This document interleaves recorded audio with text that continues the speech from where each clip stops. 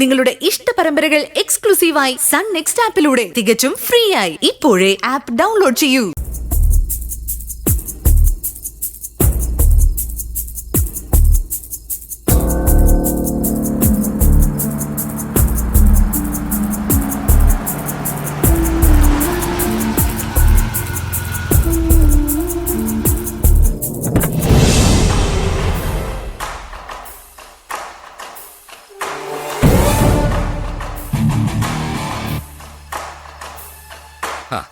അപ്പൊ വരാനറിയാം അല്ലേ?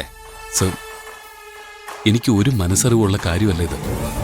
സാർ എന്നെ തെറ്റിദ്ധരിച്ചിരിക്കുക. തെറ്റിദ്ധാരണ ഒന്നുമില്ല നന്ദ. നമുക്ക് കാര്യത്തിലേക്ക് വരാം.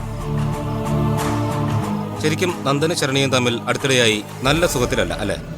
ഏയ്, അങ്ങനെയൊന്നുമല്ല സർ. അങ്ങനെയൊക്കെ ഉണ്ട് നന്ദ.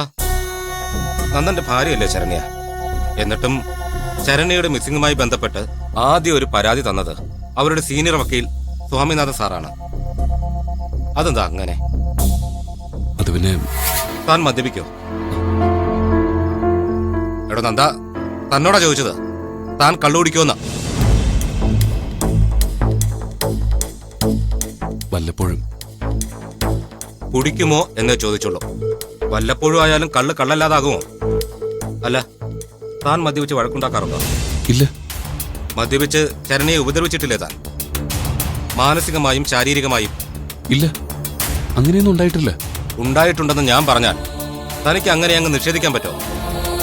താൻ ഇഷ്ടപ്പെട്ട് കല്യാണം കഴിച്ചതല്ലേ? അതെ. താൻ എത്ര പേരെ കല്യാണം കഴിക്കാനായി ഇഷ്ടപ്പെട്ടിട്ടുണ്ട്?